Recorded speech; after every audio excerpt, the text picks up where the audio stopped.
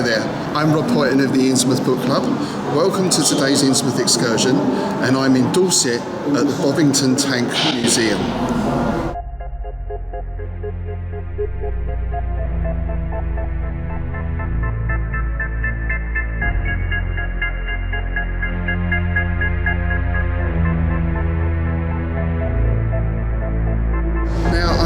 Originally planned to film anything here today. I've come down here with my friend Paul for Tiger Day, but I did a little bit of research on the way down and found out there's two ghost stories linked to the museum, one to a particular exhibit and one to the museum itself. And there's also a ghost story related to the tragic death of a local person who was one of Britain's great war heroes. So the specific exhibit in the museum that has a tale of haunting attached to it is in fact the item we've come to see today. It's Tiger 131, which is currently running out on the display field. Now the Tiger is the most iconic German tank.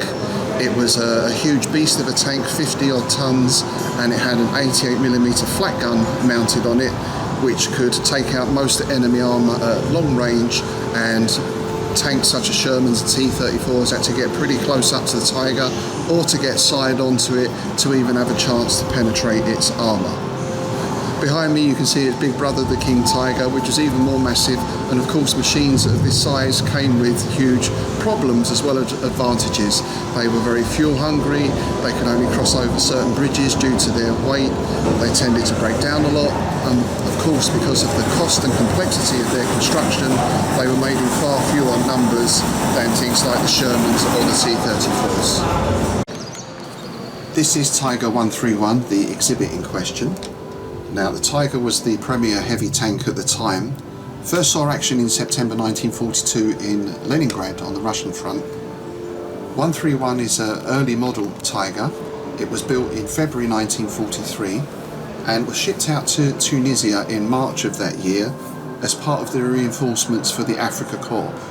The Tiger was attached to the 504th German Heavy Tank Battalion, and on the night of the 20th of April 1943 it was involved in an attack at a place called Jebel Jafar.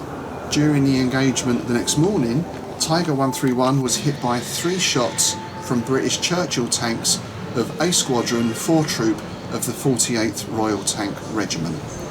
Now, as we mentioned, the Churchills with their 6-pounder guns had very little hope of penetrating the frontal armour of the Tiger. That's 100mm, almost 4 inches thick at the front. But whether through skill or luck, and I'd like to think it is skill because these guys were firing on the move, the first shot to the Tiger hit the gun barrel and then ricocheted down into the turret ring, which jammed it. It also wounded the driver and front gunner and destroyed the Tiger's radio. The second shot hit in the same location pretty much, and that disabled the gun's elevation device. And the third shot that came in hit the loader's hatch, which deflected fragments into the turret. So basically the Tiger couldn't elevate its gun and it couldn't rotate its turret, and the radio was out of action. So the German crew bailed out, taking their wounded with them.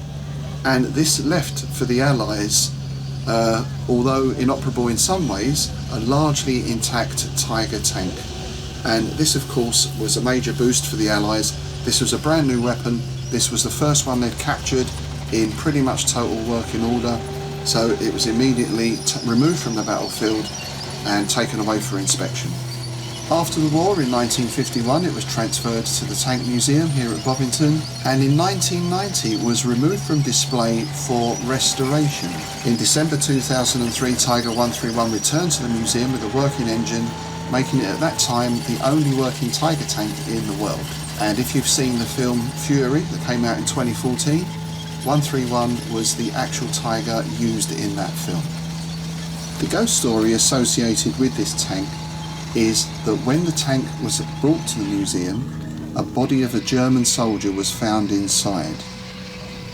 This led to rumoured sightings of not only the sound of screams coming from within the tank, but also the sight of a bloody, ghostly hand reaching out from the turret. Now, this seems quite an unlikely story for a couple of reasons.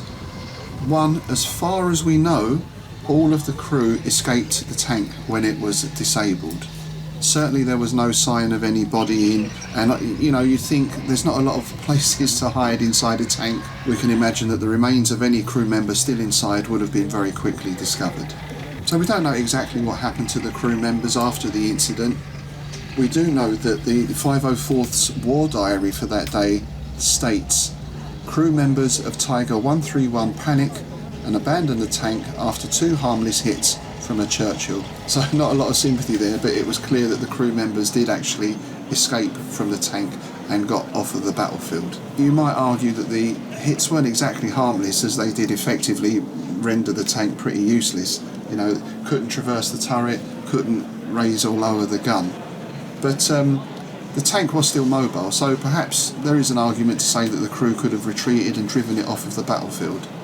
However, they did have a couple of wounded, their radio had been knocked out, and let's face it, under that kind of pressure, being under attack from enemy tanks, who knows how any of us would react. But it does seem very unlikely that there were any crew remaining in the tank. Certainly that would have been noticed at the time. In that sense, it's even doubtful that anyone was killed during battle in this tank. There certainly wasn't any other damage on the tank that would indicate that kind of action, and anything that damaged the tank enough to kill a crew member inside would certainly leave some sort of sign visible on the tank. So it seems likely that this story is just one of those ghostly stories of haunting.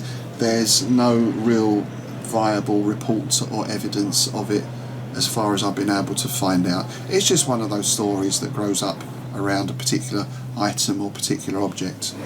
So that's the story about that specific exhibit, Tiger 131. There are a couple of other stories as well about hauntings at the museum. One also quite specific that revolves around the appearance or the apparition of a very particular figure. In 2005, museum spokesman Nick Winnes told the Bournemouth Daily Echo, over the years stories have circulated of unusual goings on inside the museum, with sightings of ghostly figures, mysterious footsteps and tales of staff reporting an uncomfortable feeling of being watched. And one enduring story is of a grey figure of a German officer who is said to wander the museum floor at night. There were quite a lot of sightings of this figure, including one of him looking in through the window at Tiger 131. In fact, there were so many sightings that the figure became affectionately known as Herman the German. And although we've mentioned that specific figure, the German officer there, Herman the German, there have been other reports, we mentioned, of footsteps. Paranormal groups have been in to investigate and have photographed orbs, which, well, the jury's out on those ones. I'm not entirely convinced about them, but it seems odd to me that they've just become a thing since digital photography. But nonetheless, that has been the report from some of the paranormal groups investigating. There've certainly been reports of people seeing things move and hearing footsteps when the museum is empty. Other people have pointed out that when you think about it, you've got a collection of war machines here, things built for war, but also many of these exhibits were actually involved in battles and very intense experiences. In that sense, some may argue that these experiences still retain an echo that can be seen or felt today. Personally, I find if you're in any kind of museum, it could be the Natural History Museum or somewhere like the Fitzwilliam at Cambridge or here, if you find yourself in a very quiet time where you're the only person around, or perhaps you're a member of staff who's there late at night on your own, I think you do get a sort of ambient atmosphere in any kind of museum where you've got a lot of old artifacts, a lot of history around you. Now, how much of that is down to our own imagination or mindset, and how much of that is down to any, for want of a better word, psychic imprint or echo, I don't know. But you certainly can get some strange atmospheres in museums. If you've been to see the Ancient Egypt display at the British Museum, perhaps you'll have an idea of what I'm speaking about. So perhaps it's something like that we've got going on at Bovington. Perhaps it is just that imagination that is fed by the atmosphere of the museum.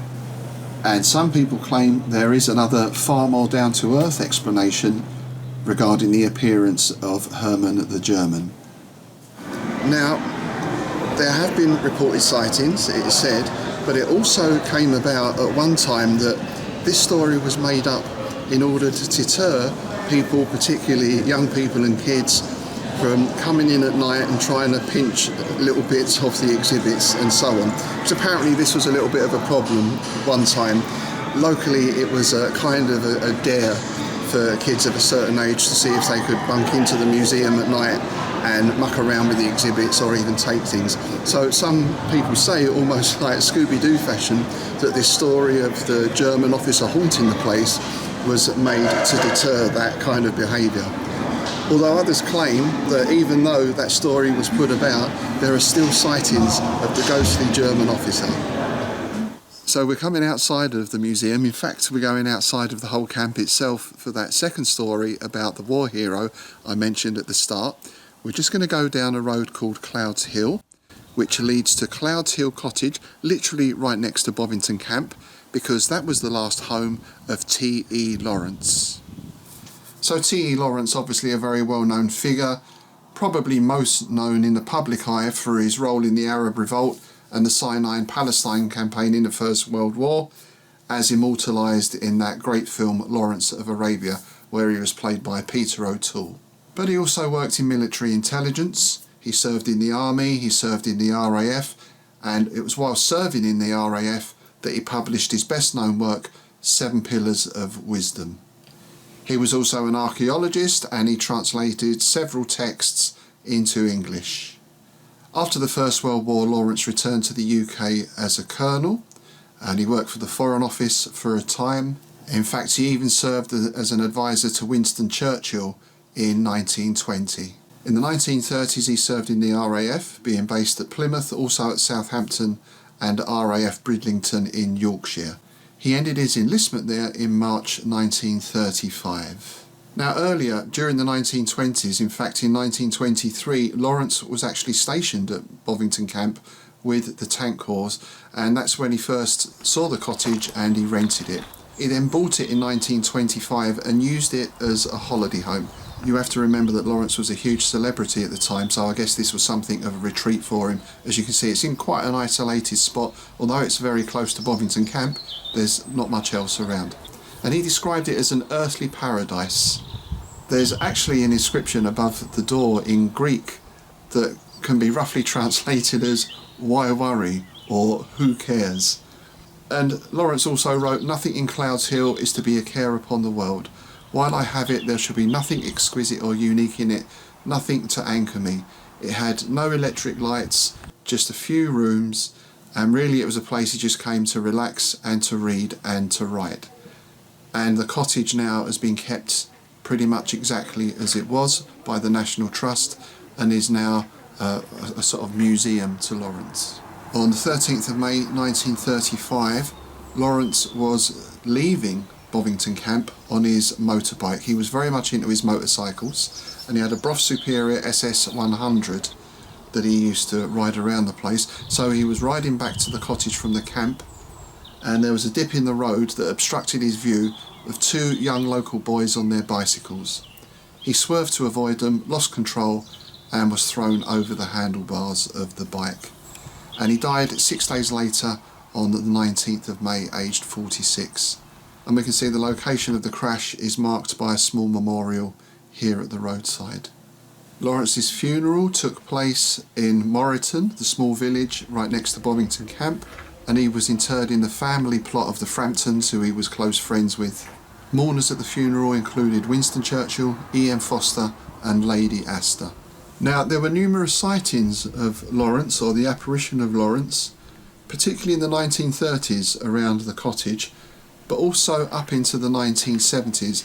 Then they seemed to have tailed off for a while, but there was a new batch of sightings in the 2000s. And as far as I can work out, the most recent sighting was on 31st of July 2016, and that was a report from a visitor here to the cottage. And the person who reported that story apparently was not actually from the UK.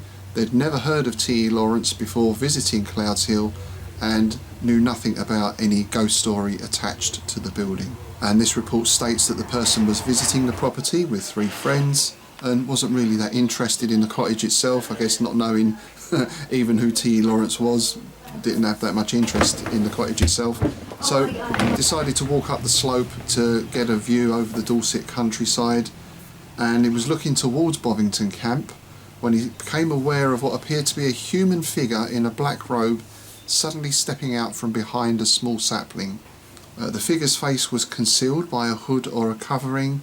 At that moment, one of the visitor's companions called to him and he turned away, and when he looked back, the figure had vanished. He, at the time, assumed it was a nun, I guess because of the head covering, but then going into the cottage and being shown photographs of Lawrence in the Bedouin-style dress, he said, yes, that was the person that I saw.